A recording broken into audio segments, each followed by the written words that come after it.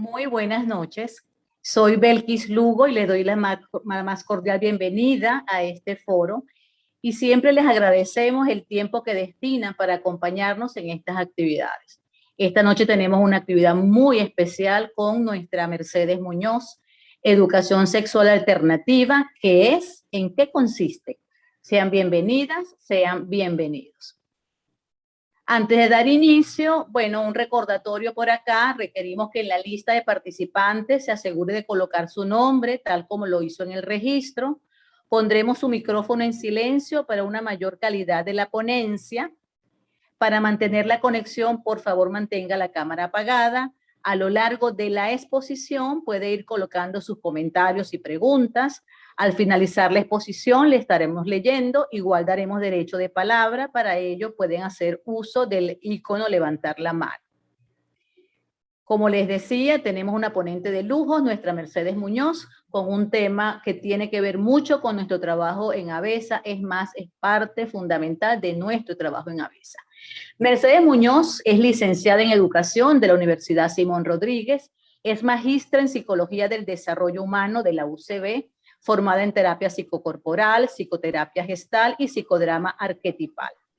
Desde 1994 es directora de la Asociación Venezolana para una Educación Sexual Alternativa, ABESA. Fue coordinadora del programa de educación sexual comunitaria desde 1989 hasta 1994. Mercedes es activista en la promoción y defensa de los derechos sexuales y derechos reproductivos, es feminista, profesora de la asignatura Orienta Psicoeducativa en Sexualidad en la Escuela de Psicología de la Universidad Central de Venezuela.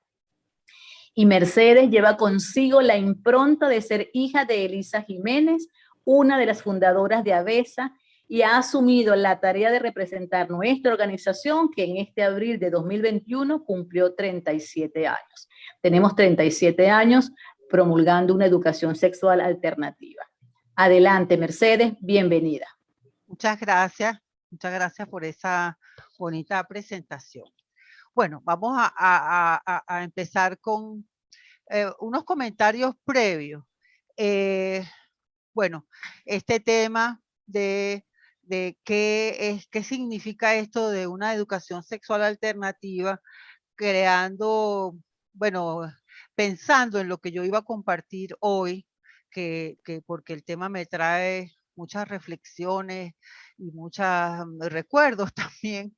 Este tema hace 37 años, cuando se fundó ABESA, ya la simple razón de que alguna institución se llamara educación sexual, tuviera eso en sus siglas, era algo que movía a la gente siempre con reacciones.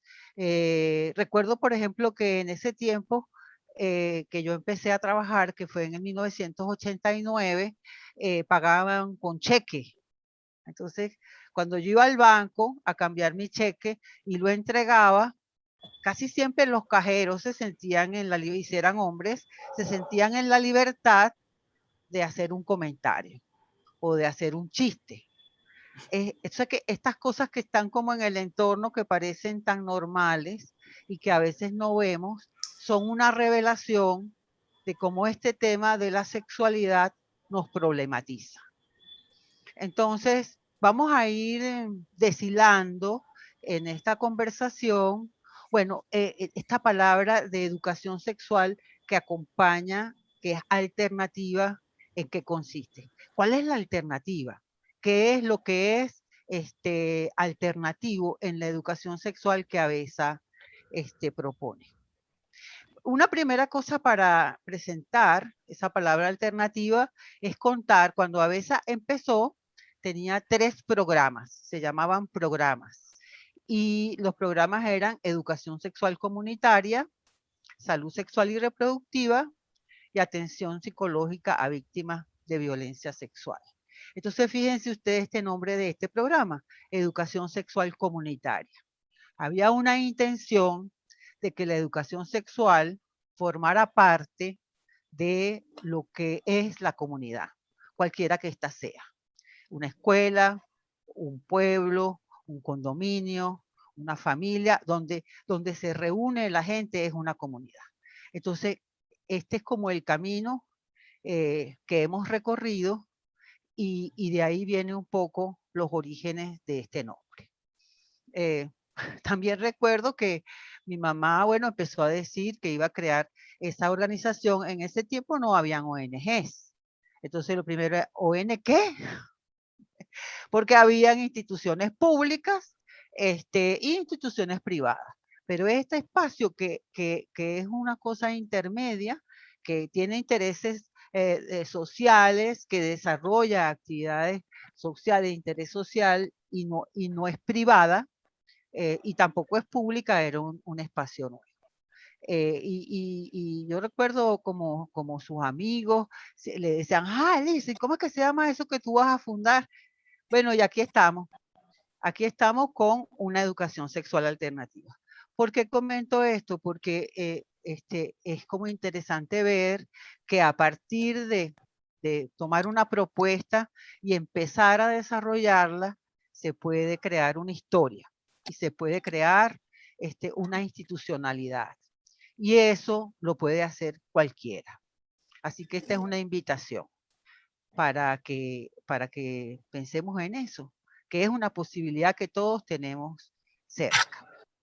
Entonces, para hablar de educación sexual alternativa, lo primero que tenemos que hablar es como examinar un poquito qué imaginamos cuando escuchamos la palabra sexualidad. Pasemos a la próxima.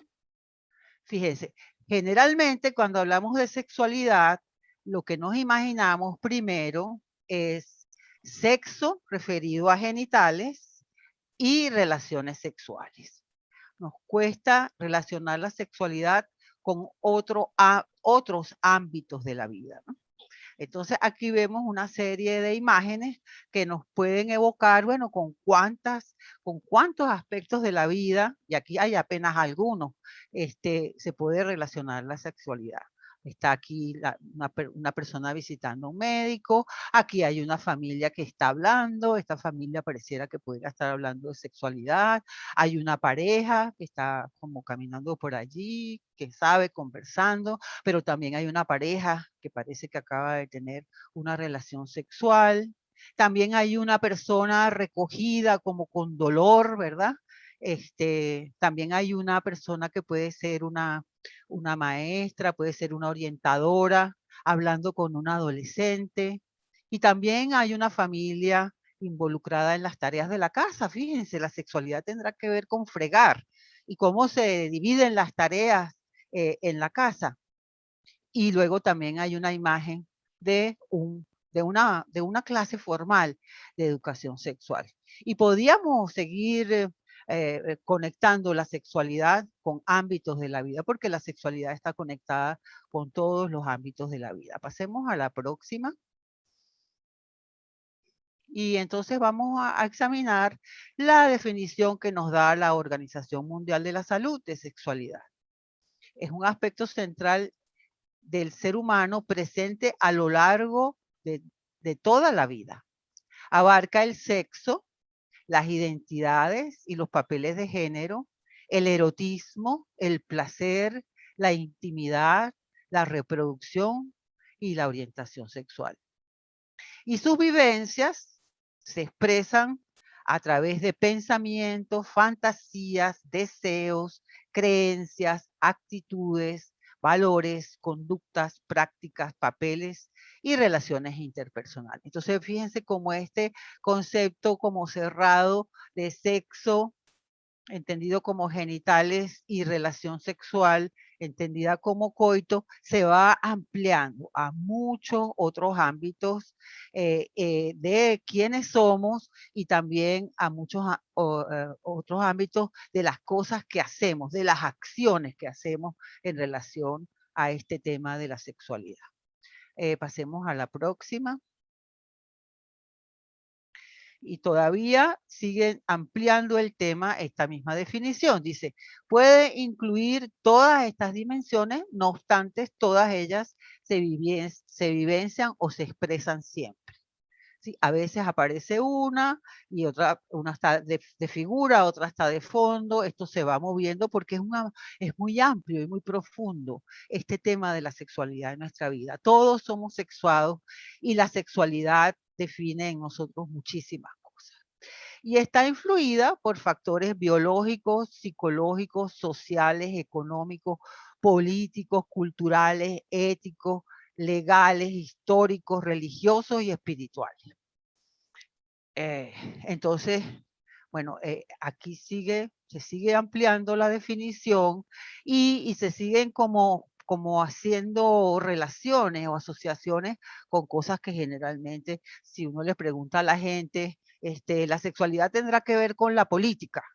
Entonces, a veces hay como la duda, a veces hay como, bueno, pero ¿cómo puede ser eso? Bueno, y claro que tiene que ver con la política.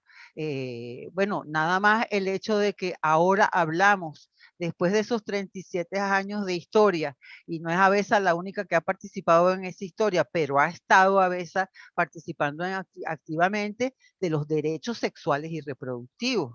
Fue todo un trabajo social y político empezar a promover la reflexión de que los seres humanos, habían derechos humanos que estaban relacionados específicamente con la sexualidad y la reproducción.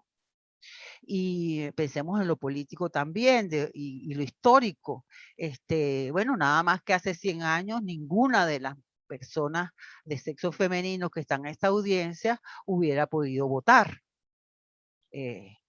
¿Por qué razón? Porque eran mujeres.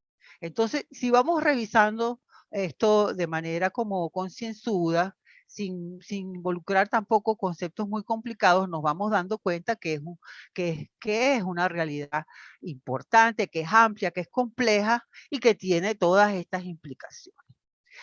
Diferente a lo que normalmente asociamos con sexualidad, producto de la educación sexual que recibimos. Pasemos a la próxima.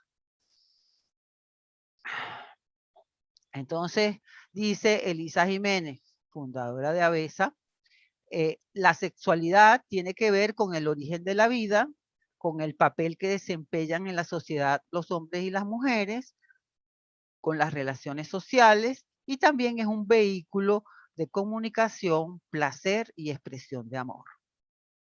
Y esta servidora dice, la sexualidad está relacionada simultáneamente con lo más privado de nuestro ser, como son los sentimientos, hasta lo más público de la sociedad, como son las políticas de Estado. ¿Sí?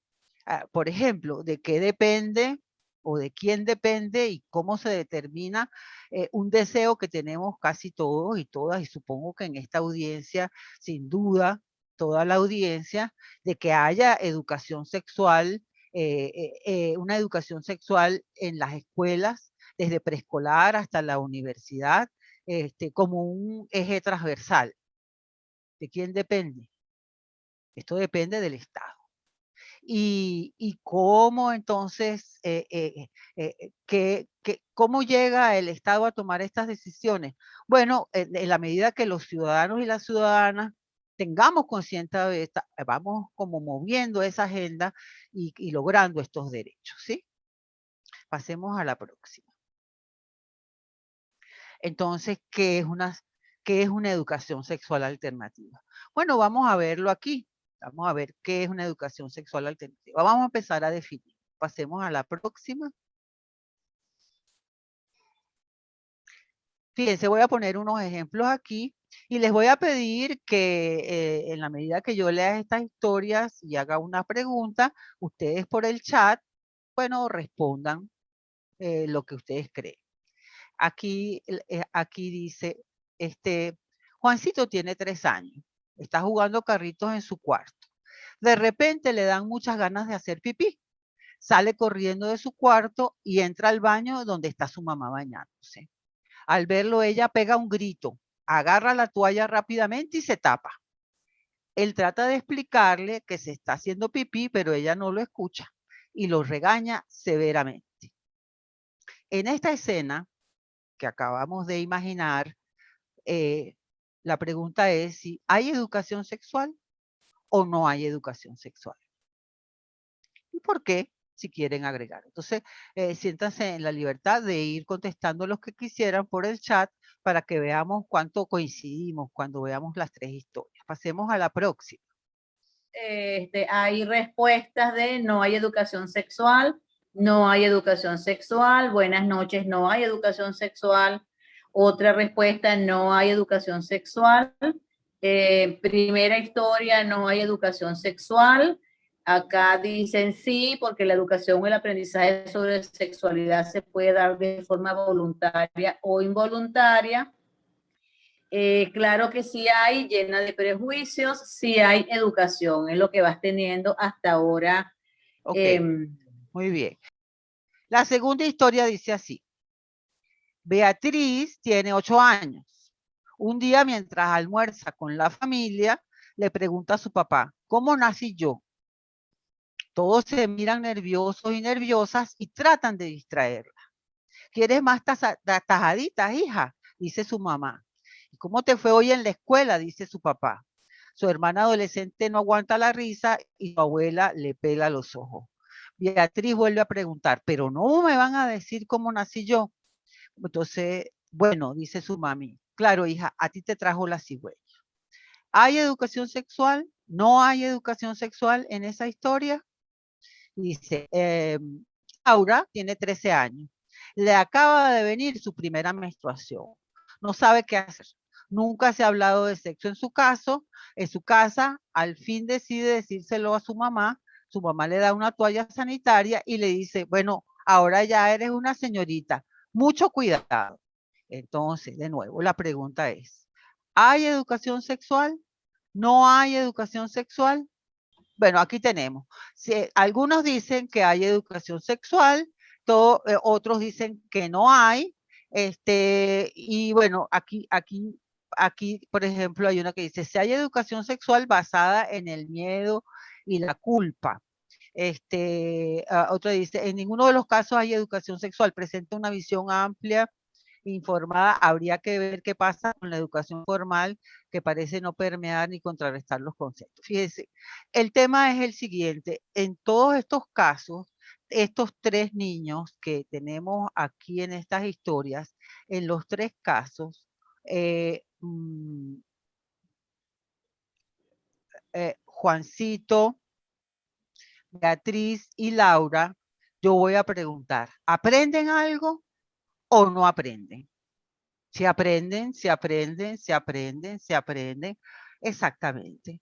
Bueno, en todos los casos, en estas respuestas que son algunas represivas, otras evasivas y otras, bueno, que no informan nada, otras que son como en tono de amenaza o advertencia, por ejemplo, con la niña que le viene la menstruación, los niños y las niñas aprenden que mamá y papá y que la familia no es el espacio para hacer preguntas. O que algo pasa con el cuerpo o algo pasa con el desnudo y entonces se entiende por la vía de las no respuestas o por la vía de la represión o por la vía de los mensajes que son de amenaza o advertencia que ese no es un tema para hablar en casa o que ese no es un tema para hablar en la escuela, porque también podemos poner ejemplos de la escuela. Entonces, aquí lo que está ocurriendo, lo que estamos viendo es que en todos los casos que hemos hablado, hay una educación sexual. Que no es la adecuada, que no es la que les va a permitir a estos niños y niñas reflexionar y conectarse con su propio cuerpo, con su sexualidad, con sus genitales de una manera no problematizada, eso sí, pero de que se educa, se educa. Y casi todos nosotros aprendimos y casi todos nosotros pasamos por experiencias de este tipo, ¿verdad? Estos son ejemplos bueno, yo creo que están bastante apegados a la vida de todos nosotros. Vamos a pasar a las otras láminas que estamos ya más adelante. La otra, ahora, aquí. ¿Aprendieron algo Juancita, Beatriz y Laura? Vamos a responder esa pregunta. Pasemos a la próxima.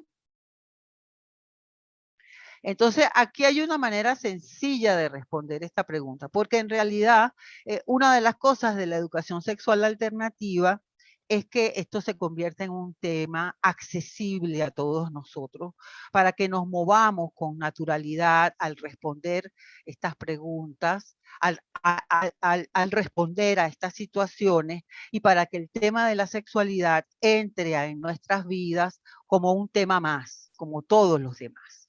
Entonces, esta definición es muy sencilla. Una respuesta a dificultades y tropiezos que aparecen cuando la educación se encuentra con la sexualidad.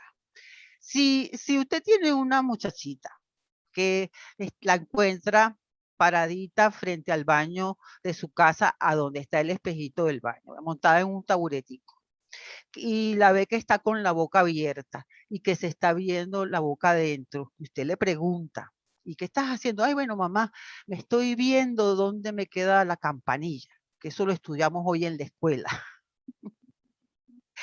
Bueno, usted probablemente dice, oye, mi hija sí es inteligente, mi hija, qué interesante, mira cómo tiene inquietudes, cómo es una investigadora. Pero si usted encuentra a la misma niña en el baño, con un espejito, tratando de ver sus genitales, su vulva, que las mujeres no podemos ver la vulva y cómo está constituida, sino con un espejo, probablemente llame a un psicólogo o a una psicóloga. Y ambos son manifestaciones de inteligencia, y ambas son manifestaciones de interés en un aspecto de la vida importante. ¿Qué hay dentro de la boca? ¿Qué es eso que llaman campanilla?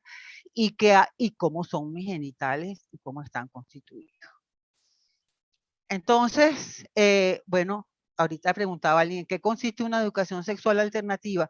Vamos a ver primero cómo esta educación sexual que ocurre en la cotidianidad nos afecta y qué consecuencias tiene, primero. Y después vamos a ir diciendo que es una educación sexual alternativa. Pasemos a la próxima. Entonces, estas son palabras de Elisa Jiménez en una cosa en un texto que ella escribió hace muchos años y que todavía sigue vigente. Por cierto, es un texto que estamos estamos otra vez como reeditando,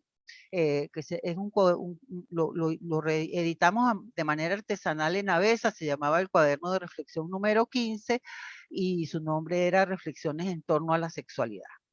Ahora lo vamos a reeditar y lo vamos a distribuir de manera gratuita. Dice, ¿qué es una educación sexual alternativa? ¿Cómo ocurre la socialización de la sexualidad? ¿Cómo aprendemos a expresarla? Es el objetivo que orienta nuestro trabajo de reflexión. Tomar conciencia del papel que jugamos como objeto y sujetos de la educación sexual es la meta a alcanzar. Aquí hay un concepto muy importante. Absolutamente todos y todas somos objeto y sujeto de la educación sexual. Y la mayor parte de las cosas que aprendemos de la sexualidad ocurren en este espacio informal, que no es la educación formal. Y en la mayoría de esas interacciones, lo que aprendemos es a vincularlos en la sexualidad como un tema que nos problematiza.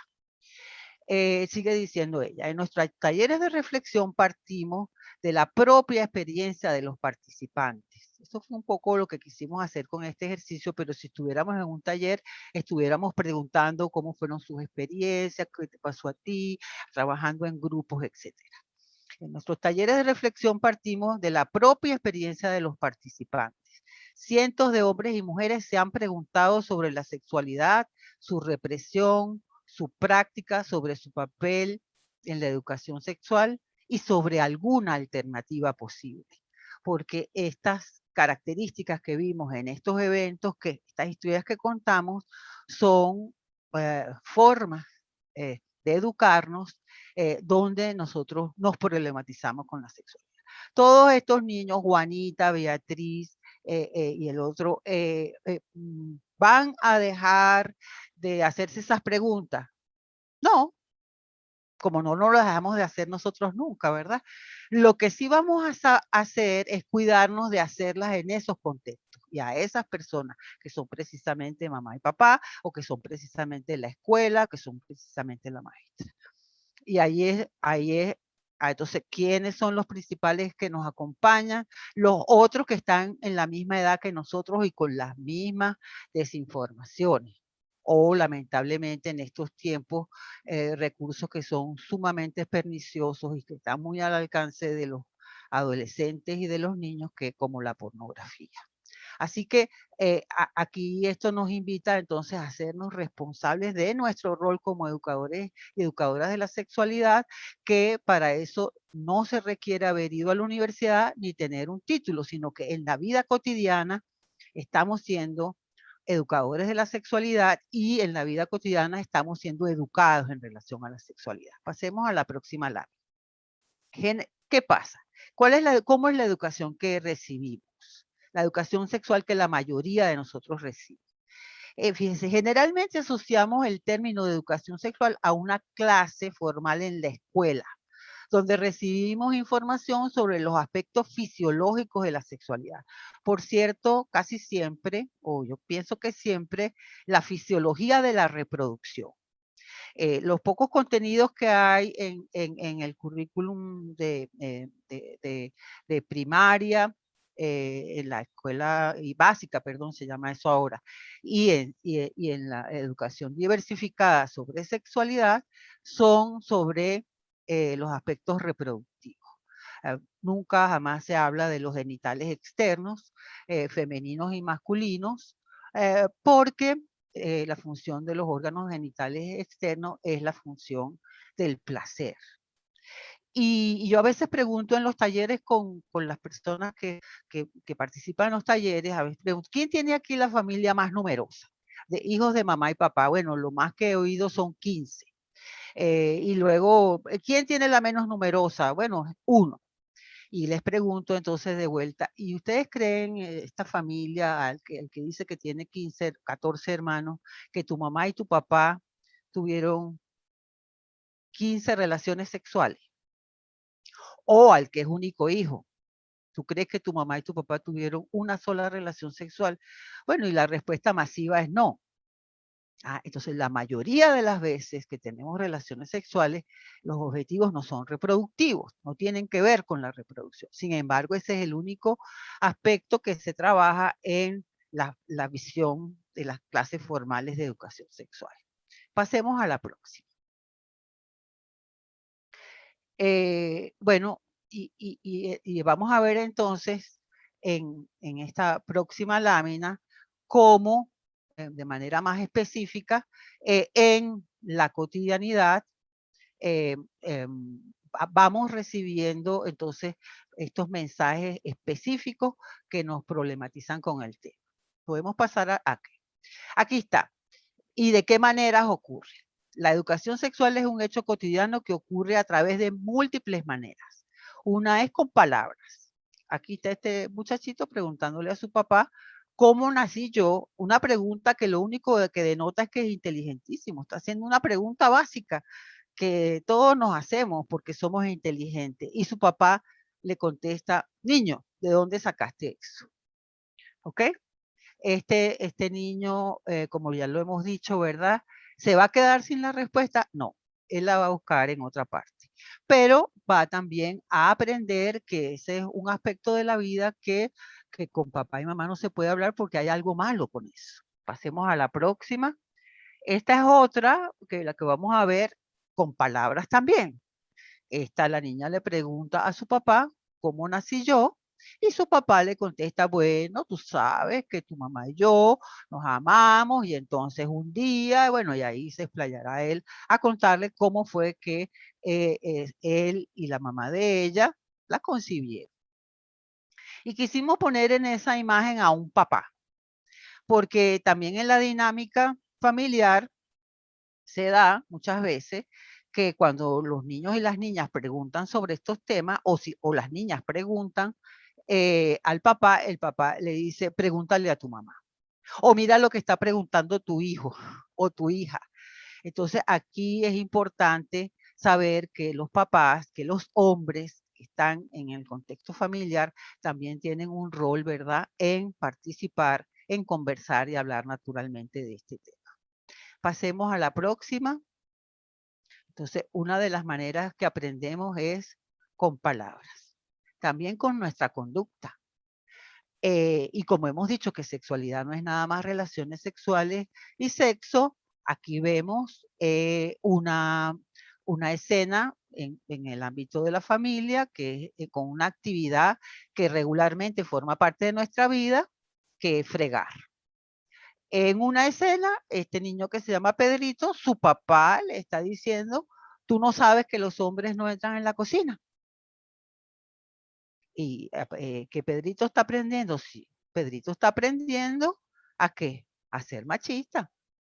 Y en la segunda escena no hay ni siquiera palabras, pero están mamá y papá reportando esa tarea, compartiendo esa tarea, haciéndola juntos, y está el niño mirando. Entonces, eso es una manera de educar. O sea, que educar no es nada más decir y contar y teorizar, sino también cómo nos comportamos frente al tema en nuestros espacios de la familia, de la escuela y otros que también tienen que ver como los medios de comunicación, etcétera. Pasemos a la próxima. También educamos con mentiras, que los bebés nacen por la barriga, que la menstruación es sangre mala, que si te tocan las partes, porque como si fueran, no sé a qué se refiere las partes, pero esto te salen pelos en la mano, que con un beso se puede quedar embarazada. Estas cosas todavía van circulando y circulan otras también y todas no son ciertas y además generalmente tienen un trasfondo machista, ¿verdad? Y de control. Esta idea, esta cosa que se le dice a los niños o que les salen pelos en la mano si se tocan los genitales o que les sale acné si se masturban, son formas de control social. Son formas de control social para que, bueno, los niños y las niñas se autorregulen en estos hechos que nosotros creemos que no son conductas sanas. También con castigos y amenazas. Aquí hay 3 niñitos que están viendo una revista pornográfica. Esta ilustración la mandamos a hacer hace un tiempo. Ahorita sería un teléfono y ni siquiera ameritaría grandes esfuerzos, porque las revistas pornográficas generalmente las compraba o las compra un adulto porque a los niños no le venden revistas pornográficas en los kioscos. Pero entonces el director de la escuela los encuentra y lo que hace es castigar y amenazar. En vez de aprovechar ese espacio, ¿verdad? Para hablar del tema, para analizarlo críticamente, etcétera, etcétera. Entonces, a lo mejor la próxima vez vuelven a llevar la revista pornográfica, pero se van a cuidar mejor de que los descubran. Y una que está muy presente en nuestra vida, antes más, sobre todo en los medios de comunicación como la televisión, ahora también en las redes, es utilizando el sexo para estimular el consumo. Entonces hay una hipererotización permanente y relacionando el erotismo con las cosas verdaderamente a veces más, más increíbles. Bueno, pasemos a la próxima. Todas estas son formas entonces en las cuales estamos educando, en las que nosotros mismos aprendemos y que ahora a veces reproducimos inconscientemente porque esa fue la manera en que fuimos educados. Y entonces viene la pregunta, los mensajes relacionados con la sexualidad pueden ser positivos o negativos. Lo estamos viendo desde que vimos las historias de estos niños que analizamos y comentamos. Pero en todos los casos son una forma de educación sexual. Y entonces la educación sexual que la mayoría de nosotros hemos recibido, ¿a qué sexualidad nos lleva? Veamos entonces a qué sexualidad nos lleva. En primer lugar, nos lleva a una sexualidad degradada. Tenemos la idea de que hay aspectos de la vida, como la sexualidad, que tienen un valor distinto a otros, ¿sí? Y aprendemos entonces a reducir la sexualidad al sexo y a las relaciones sexuales y asociarlas con un instinto animal que nos avergüenza, cuando en realidad la sexualidad está relacionada con todo nuestro ser y está asociada al amor, a lo psicológico, a lo social, a lo espiritual, a lo político y a lo histórico, como hemos ido aquí mencionando. También nos lleva, pasemos a la próxima, a una sexualidad genitalizada, ¿sí? Aprendemos una geografía del cuerpo donde existen partes feas y groseras, las cuales se pueden nombrar solo a través de apodos. Si usted ve a una mamá y a un niño que le está enseñando las partes del cuerpo, un niño pequeño, si le enseña la mano, ¿verdad? La mano. ¿Esto cómo se llama? Mano. Y esto como la nariz se llama nariz. Y el codo, codo, pero a la hora de señalar los genitales hay muchos nombres y al final pues es como que no se puede nombrar realmente a los genitales. Pero además la creencia de que esas son partes feas y que son groseras. No veo cuál es la diferencia estética entre una oreja y un genital femenino o un pie y un genital masculino. Son partes del cuerpo como las otras. Todas las partes son hermosas e importantes. Integran nuestra naturaleza y nos definen como los hombres y las mujeres que somos. Y también, y muy importante, la sexualidad, esta sexualidad que aprendimos nos lleva, y pasemos a la próxima lámina, a entender que hay una oposición entre los géneros, que los géneros somos opuestos. Al asignar a niños y niñas, hombres y mujeres, roles diferentes, opuestos y desiguales. Las niñas son educadas para la dependencia, frágiles, dulces de la casa, tiernas, indefensas, y los niños para la dominación, fuertes, agresivos, de la calle, independientes. Y cuando en realidad los hombres y las mujeres tenemos las mismas capacidades, las mismas potencialidades y sobre todo los mismos derechos. Y todavía esto está muy presente, nada más hay que ir a las jugueterías, nada más hay que ver cuáles son los modelos que les ofrecemos a las niñas y a los varones, cómo es mucho más apreciado, mucho más divulgado, por ejemplo, niñas que son bonitas, niñas que son, además niñas que están como en este tema que es de adultas, ¿no? De una belleza que es erotizada, cuando por ejemplo nosotros tenemos una supercampeona de fútbol, que es una muchacha. Entonces, estas son cosas como para reflexionarlas e irlas incluyendo en, bueno, en nuestro diálogo, en nuestra relación, en nuestro vínculo con los niños, las niñas, los adolescentes que tenemos cerca y con toda la comunidad. Pasemos a la próxima. Entonces, esto es lo que dice Elisa Jiménez. La educación sexual que recibimos, ¿a qué sexualidad nos lleva? Aprendemos a lo largo de nuestra vida a diferenciar en nuestro cuerpo los órganos que la representan. Aprendemos que esas partes se ocultan, no se tocan, no se nombran o se nombran en voz baja usando nombres jocosos y ridículos, diminutivos, que harán menos difícil el mencionarlos. Sentimos que las expresiones que tienen que ver con nuestros deseos, emociones y fantasías sexuales nos resultan molestas, son motivos de conflicto, de culpas y de inhibiciones, de falsedades y mentiras. Aprendemos que la sexualidad solo es buena cuando es parte de los deberes matrimoniales. Aprendemos a inhibir, a reprimir todo lo que sea clasificado como sexual. Pasemos a la otra.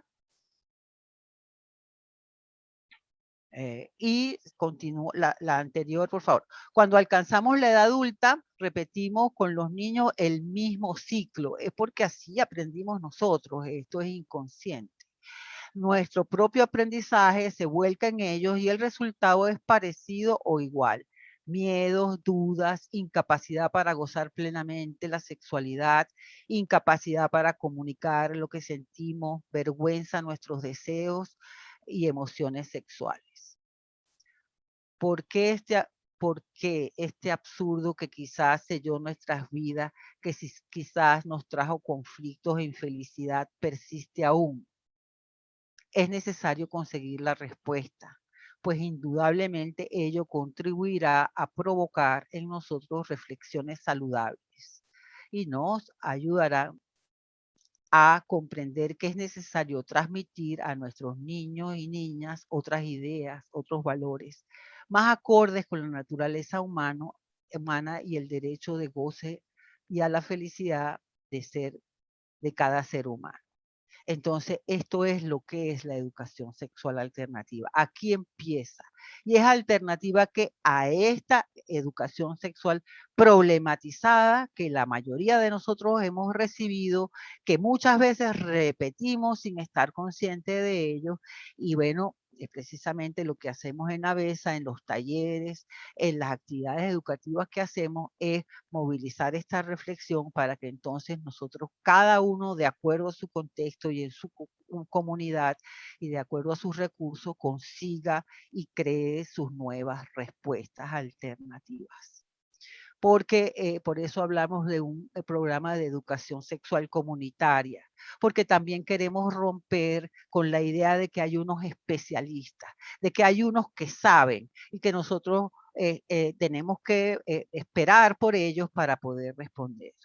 Una mamá que consigue a su hija con un espejo viéndose la vulva en el baño puede perfectamente responderle y contestarle las preguntas sobre lo que ella está investigando. Puede llamarla, juntas pueden investigar. No hay que llamar a una psicóloga. La mamá lo puede hacer. Y no tiene que haber ido a la universidad, no tiene que haber hecho un posgrado, no tiene que tener una maestría, tiene que haberse desproblematizado con el tema. La dificultad con el tema de la sexualidad y la educación sexual es, podemos decirlo en cotidiano, el rollo.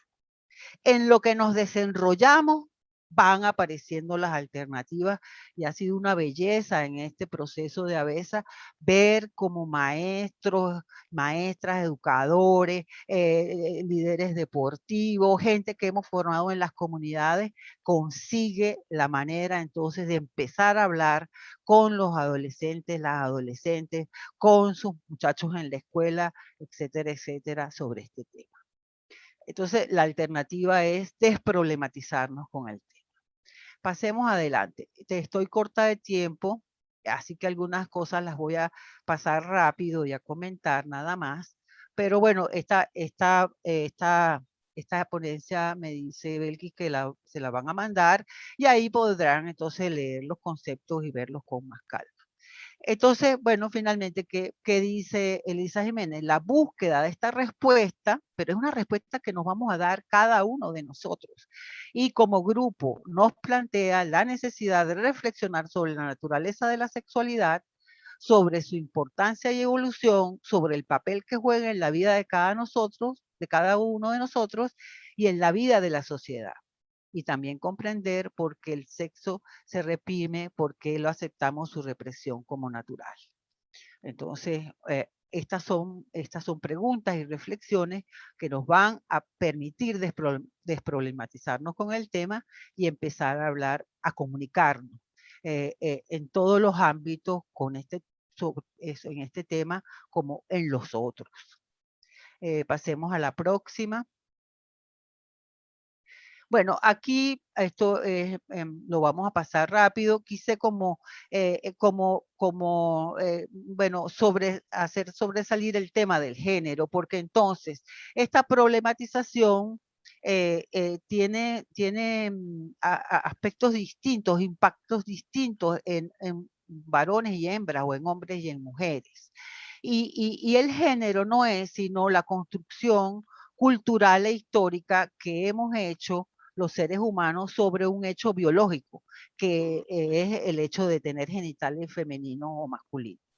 No es verdad que las mujeres, por tener vulva, tenemos más neuronas para pensar.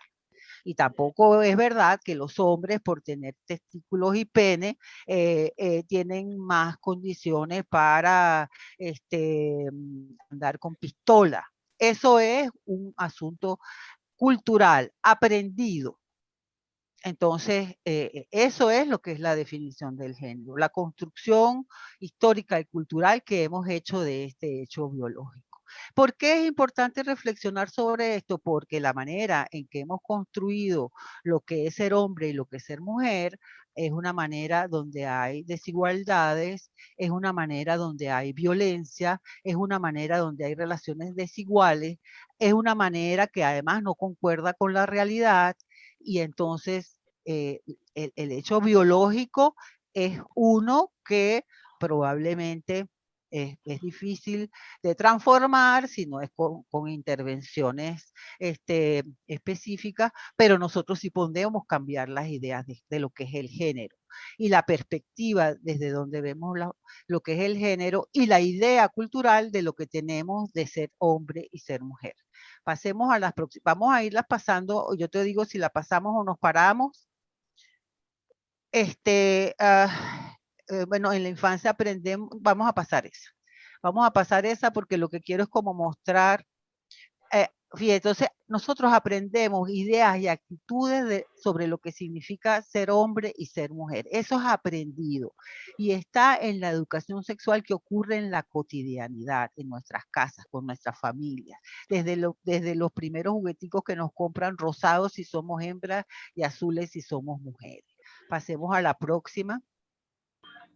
Aquí voy a leer una cita que me gusta mucho de una eh, profesional española que trabajó en el Ministerio de la Igualdad y es profesora. Ella es una figura muy importante en lo que llaman coeducación, que es una fórmula de educación que precisamente está trabajando para que todas estas cosas que vemos como construcción sociocultural del género se vayan transformando. Ella dice, uno de los problemas principales que tenemos es el androcentrismo, es decir, una visión del ser humano centrada en el ser humano masculino. Todo está montado en nuestra sociedad y cultura para que la figura central sea la figura masculina. Nada más hay que leer el mito del Génesis y de la mujer naciendo de la costilla de Adán. Y de ahí en adelante hay bastante. Ha sido siempre así. Por ello no lo vemos como algo sorprendente. Y debería sorprendernos porque no es normal que en una sociedad donde existen dos sexos distintos, hombres y mujeres, resulte que todo esté pensado en función de los hombres. ¿Cuál es esta nueva etapa que hay que enfocar? Bueno, la desaparición de los géneros y la construcción de una cultura androgínea, es decir, una cultura que una todo lo que se le atribuye a los hombres y todo lo que se le atribuye a las mujeres y lo ponga al alcance de todo el mundo. En otras palabras, una cultura donde tejer no sea una actividad de mujeres, sino también de hombres, ¿verdad? Donde, o sea, hay una cantidad de cosas que han sido asignadas culturalmente a las mujeres que son tremendamente útiles y necesarias y que ojalá los hombres las dominaran. Y hay una cantidad de cosas que se le han asignado a los hombres que las mujeres han probado poder hacer. Pasemos a la próxima. Aquí están como unas figuras que ilustran lo que he hablado. Vamos a pasar a ir adelantando porque quiero aterrizar entonces. Fíjense, aquí está lo que es el sexo biológico. Pasemos a la próxima. Y luego pasemos a la próxima. Estas imágenes, aquí está. Y aquí está, fíjense, la imagen es lo que quiero resaltar. Aquí en esta imagen se ve cómo están asignados de manera arbitraria, yo diría, estas cualidades o estas características a cada uno de los géneros. Estos son características del género humano. Entonces, esta es una propuesta interesante para nosotros tomarla en cuenta en la manera en que educamos en los contextos que siempre lo hacemos porque ya sabemos que siempre somos objeto y sujeto de la educación sexual. Pasemos a la próxima. Ok, aquí, aquí también nos vamos a quedar con las imágenes. Quise poner un ejemplo de la vida cotidiana y es cómo se dividen las tareas domésticas en el trabajo. Hay un trabajo que es el trabajo productivo, que es el que se hace afuera para producir dinero, y hay un trabajo que se ha llamado reproductivo, porque en ese trabajo reproductivo, que es el que históricamente han hecho las mujeres, se reproduce la vida, se reproduce la fuerza de trabajo. Si nosotros no llegamos a nuestra casa, ¿verdad? A comer, a dormir, a bañarnos, etcétera, etcétera, nosotros no podemos ir al día siguiente a trabajar. Entonces, esta división sexual del trabajo ha sido instituida de manera que a las mujeres le toca básicamente el trabajo reproductivo y a los hombres el trabajo productivo. Así fue por siglos, pero pasemos a la otra. Al lado del trabajo productivo, en la otra lámina, está el trabajo productivo, que es ese que nosotros salimos a vender, digamos, nuestra fuerza de trabajo, ¿verdad? Es el trabajo que hacemos fuera del hogar y que aquí están las imágenes de lo que es trabajo reproductivo. Pasemos a la próxima y está el trabajo productivo. Aquí están varias actividades de trabajo productivo que las mujeres estamos totalmente incorporadas a ese trabajo productivo. Pero, ¿qué ha pasado? Entonces, al final, pasemos a la otra lámina, que las mujeres seguimos siendo fundamentalmente responsables del trabajo reproductivo y además somos responsables del trabajo productivo. Y ahí están las imágenes. Me imagino que muchas de las mujeres que están en esta audiencia se ven ahí reflejadas, ¿verdad? Es una multiplicidad de tareas porque hay una mala repartición del trabajo, digamos, en nuestra cultura, en nuestra sociedad. Cuando nosotros incorporemos a nuestras familias transformaciones en este sentido y los niños y las niñas vean esas diferencias, estaremos educando la sexualidad de una manera alternativa. Pasemos a la próxima. Bueno, entonces, aquí, cuando hablamos de educación sexual, la verdad es que todos no nos referimos a lo mismo. Hay personas, hay unas visiones de la educación sexual que son distintas, hay unas tendencias y ya vamos a ir, estamos cerrando para ubicar en dónde se ubica esta tendencia que estamos compartiendo. Pasemos a la próxima. Hay un teórico argentino llamado Alder que hace esta categorización. Pasemos a la próxima, de las tendencias de la educación sexual. Hay una concepción de la educación sexual mecanicista. Y ahí le voy a pedir de nuevo que participen un poquito diciéndome qué institución o qué ámbito o qué profesión representa estas concepciones de la educación sexual. Ya hemos dicho que educación sexual es un hecho que ocurre en la vida cotidiana y en todos los contextos. En la concepción mecanicista, el ejercicio sexual y la educación sexual se reducen a una serie de mecanismos y técnicas que supuestamente permitirán una vivencia plena y placentera de la sexualidad, entendida la sexualidad solamente como relaciones sexuales. Y está este tema de las técnicas y hay como libros y hay como, ¿quiénes representarán esa tendencia? ¿Dónde la verán ustedes esta tendencia representada? Esta es una tendencia representada en la sexología. Así mismo es. Es una visión mecánica y generalmente muy medicalizada. Y bueno, y ustedes habrán dado cuenta de la inmensa industria que hay alrededor de esta tendencia. Porque se supone que alguien tiene que enseñarnos cómo vivir una sexualidad plena y solo relacionada a esta sexualidad con las relaciones sexuales. Esto es como reduccionista, ¿no? Entonces, pero es una tendencia que existe. Pasemos a la próxima. Otra tendencia de la educación sexual es la hedonista, que considera el placer separado de la dimensión emocional, de la función reproductiva, y lo ubica como un fin en sí mismo. El objetivo de la sexualidad es atraer y ser atraído, ¿verdad? En general, esta corriente subestima la sexualidad como expresión de amor, exaltando solo la búsqueda de la autosatisfacción del cuerpo y muchas veces con fines exclusivamente consumistas y comerciales. ¿Quién representará esta tendencia de la educación sexual? ¿O quiénes? ¿Dónde estará representada? En la publicidad, en el mercadeo. Y yo agregaría ahorita en la pornografía.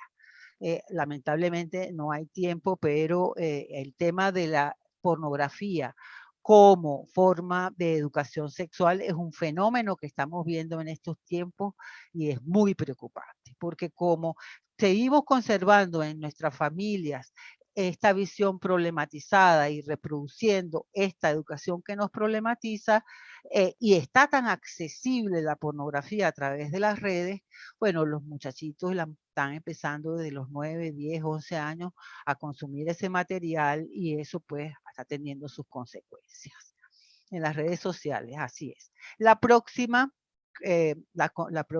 lámina, la otra tendencia es la corriente patologicista, es que se centra en los problemas de la sexualidad, en el ámbito de la salud y en el ámbito social. Considera los aspectos patológicos como inherentes a la sexualidad y desvinculados de lo social.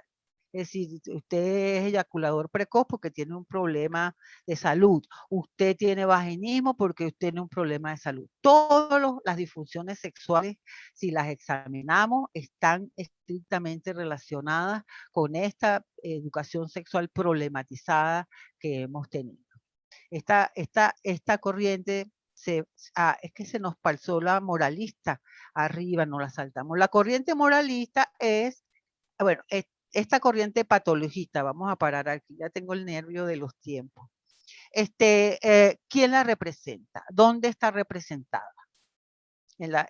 Sí. La iglesia es una, y también la sexología, estas cosas, como yo me acuerdo de esos programas, ¿se acuerda de Cristina? Que llevaban muchos temas de sexualidad, pero todos eran patologías, todos eran cosas extrañas. Entonces eso, bueno, nos hace pensar que la sexualidad es solo eso. Te voy a pedir, Belkis, que vayamos unas más atrás, porque en el apuro sí, los médicos sexólogos muchas veces, porque se me olvidó una muy importante. Pasemos a la próxima, la próxima.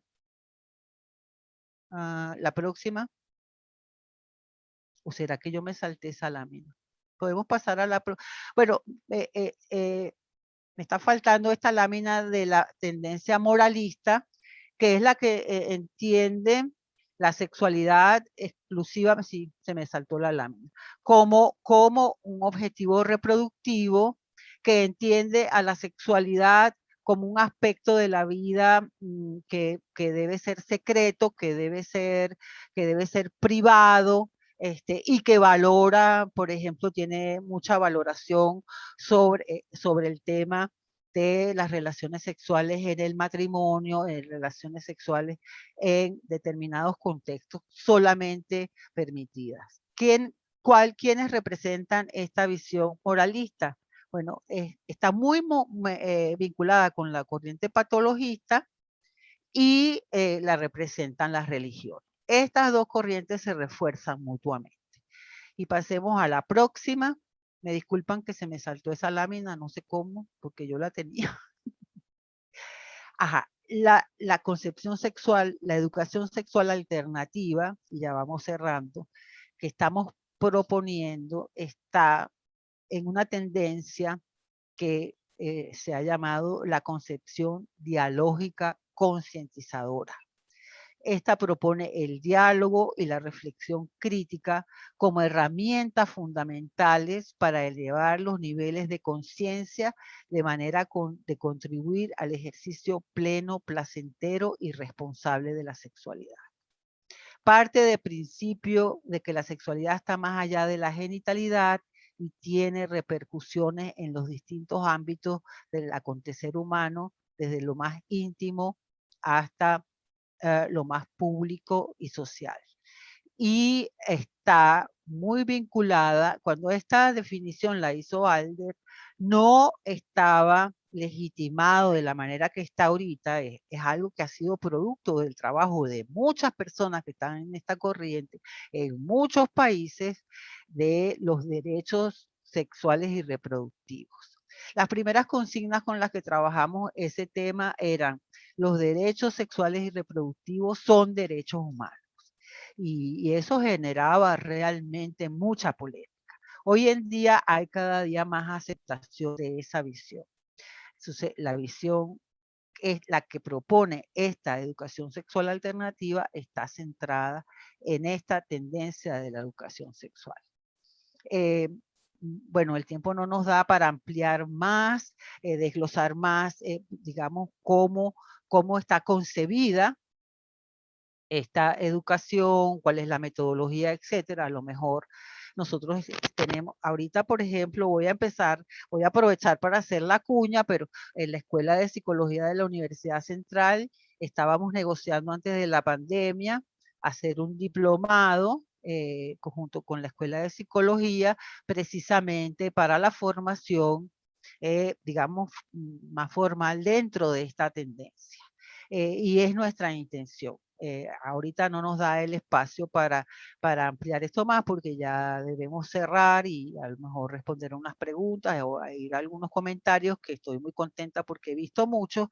Pero bueno, esta visión, sin duda, la dialógica concientizadora está centrada en esta visión de derechos, y esta visión de derechos tiene su epicentro histórico en esta conferencia que fue en el Cairo en 1994, y donde, bueno, debo comentarles que con mucho orgullo que estuve yo. No para decir que eso, sino que allí yo pude como percibir de cerca, bueno, toda la dimensión política de este tema y las grandes fuerzas y tendencias políticas que están en juego cuando nosotros hablamos de esta visión de la sexualidad y la educación sexual.